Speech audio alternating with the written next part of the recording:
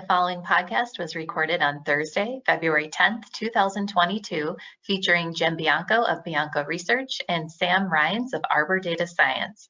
To hear the podcast in real time, you can sign up for a free trial at biancoresearch.com or arborresearch.com or by emailing Gus Handler directly at gus.handler@arborresearch.com. You can also call Arbor Research and Trading at 1-800-606-1872. Thanks for your time and enjoy the podcast. Welcome everyone to the latest edition of Talking Data. I'm your host, Kristen Radosh of Arbor Research and Trading, joined today by our presenters, Jim Bianco of Bianco Research and Sam Rines of Arbor Data Science. Welcome to both of you. Thanks for joining. We had the CPI report released this morning, 7.5%, highest in 40 years. We want to gather your thoughts today. And Jim, we'll get started with you. Yeah, the number was, or the report in general was a surprise to the upside, more inflation than everybody thought.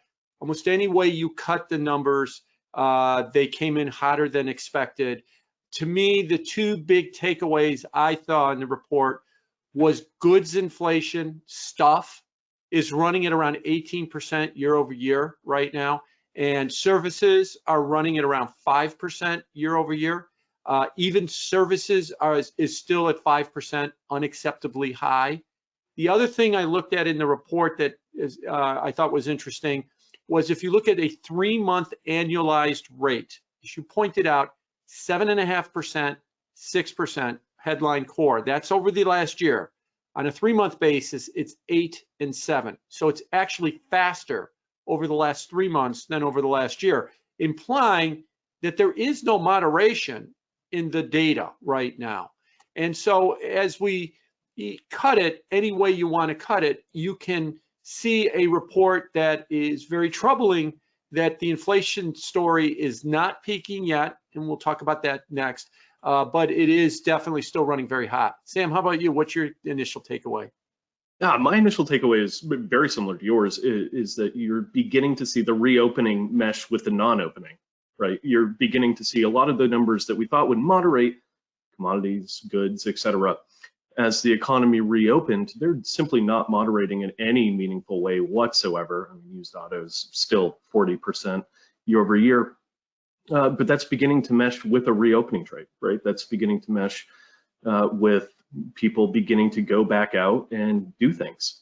So you're getting inflation on the stay-at-home front, and you're getting inflation on the going out front as well. So that handoff from goods to services that was supposed to be very helpful in terms of the inflation numbers simply isn't there yet, and you're getting the tidal wave of both hitting the numbers. Yeah, the other takeaway that I have from this report, the headline number was 0.6, and that was a big upside surprise, keeping in mind that we have February's number, but in March, the March 21 report was 0.6.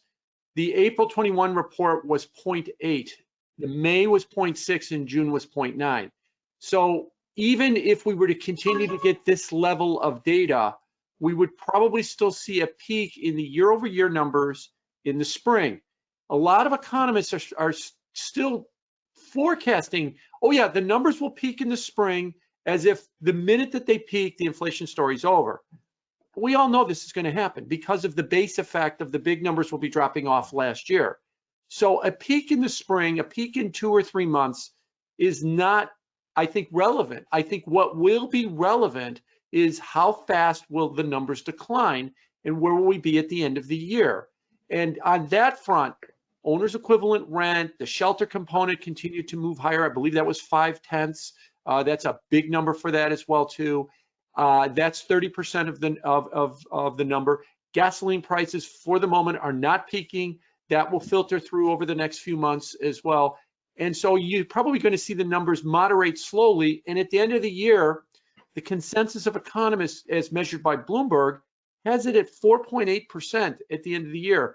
And some economists have got it down around 4%. That's still unacceptably high. As I'd like to say, if the inflation rate peaks in the spring and is at 4 to 5% at the end of the year, that means the Fed's got to raise rates 5 or 6 times this year, which is pretty much what the markets have priced in. Sam, you got any other thoughts on the data? Yeah, the housing, to your point, housing running at 7/10 month over month, that is a big print, and those are sticky numbers, right? Those are sticky numbers that aren't going to decline in any meaningful way over the next 6 to 9 months.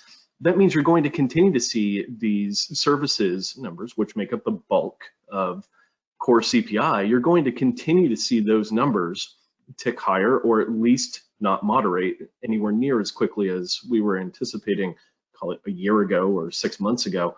That's going to be a pretty significant problem for people judging that you're going to have CPI lower than 4 by the end of the year. I think that's really going to be something to keep an eye on, that the stickiness, right, the trimmed mean, all of that is going to continue to be on an uptick and not begin to moderate anywhere near as quickly as would have been guessed 6 to 9 months ago. Yeah, and let me give ahead. one final thought, and then we could turn to Sam to start on the market reaction. The final thought is there is a narrative in the market that don't worry, when all of the mask mandates, vaccine mandates are off and we fully return to normal, that there will be a shift from buying stuff to experiences. And so therefore that 18% goods inflation will start to come down.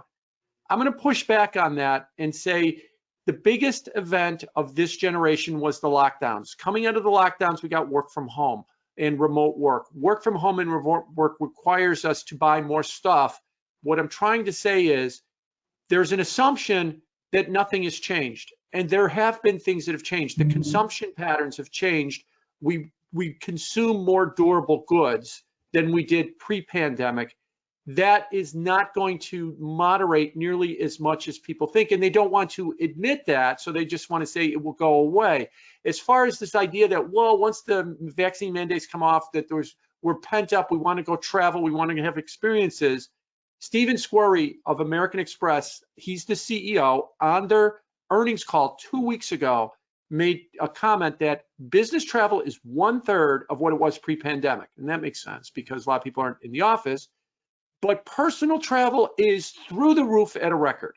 So we want to go on experiences and vacations because we've been locked up for 2 years. Newsflash, that started 3 or 4 months ago.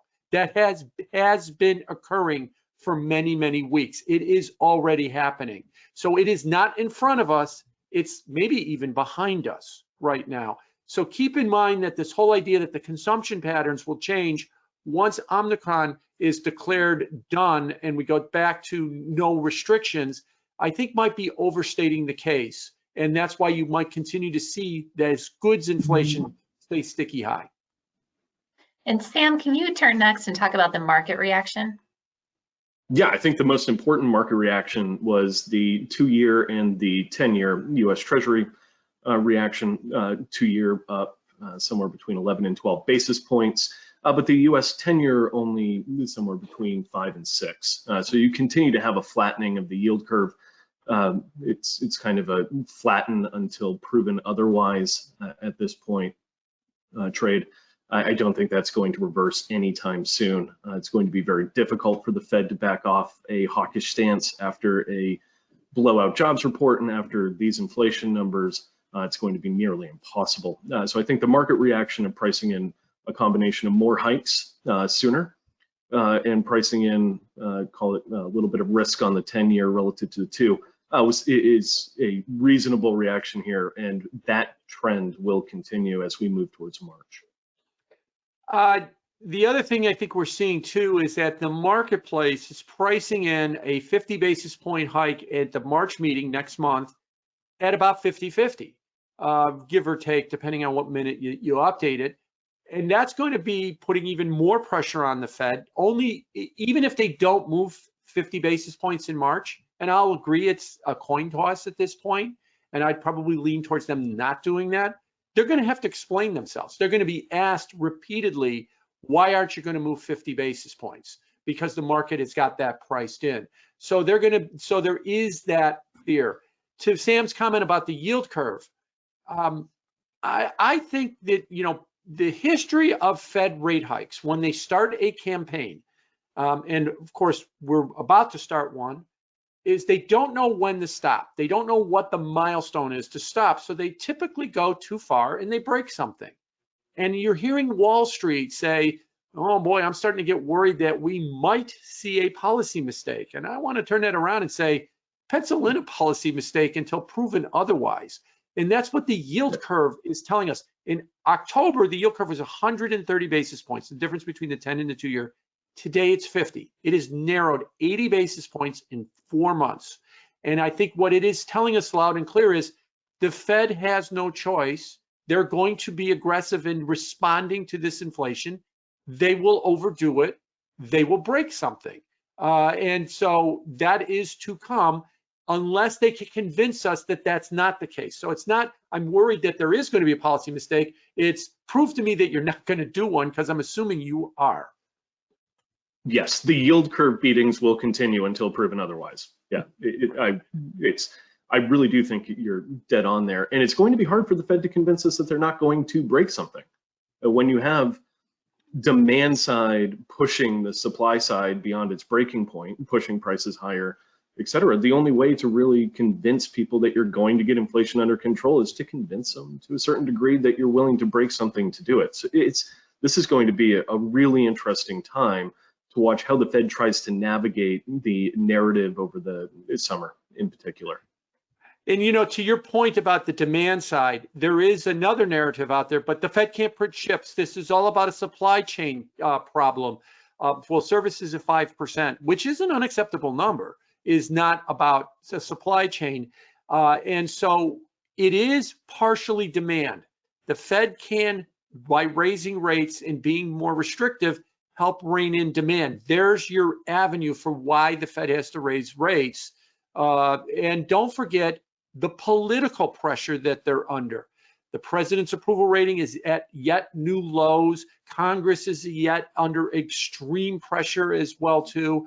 They have ordered the Fed, I've talked about this before, at President Biden's press conference last month, he said to the American public, he acknowledged the inflation problem and said that the job to make sure it wasn't entrenched falls to the Federal Reserve. Those were his exact words. So he's put this on the Fed to try and do something about inflation. So they're under enormous political pressure to deal with this as well too. So yeah, I think that they're going to have to be aggressive. I hear Wall Street continue to talk about growth. Well, they can't be aggressive because they might hurt growth. Growth was the priority from 2008 till a year ago.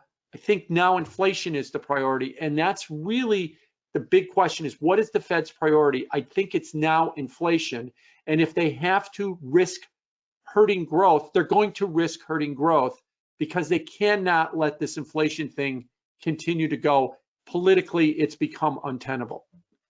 Yes, and they're not concerned about hurting employment that much in the process of doing it either, because of how tight they perceive the labor market to be. And I think that's a really interesting point, that it's all about inflation and everything else is very much to the side at this point. Well, thank you both for your thoughts today. Thank you everyone for joining us. As a reminder, Arbor Research and Trading is an institutional research and brokerage firm. Our two most prominent offerings are Bianco Research and Arbor Data Science. For any questions, please contact Gus Handler at gus.handler@arborresearch.com. Have a great day.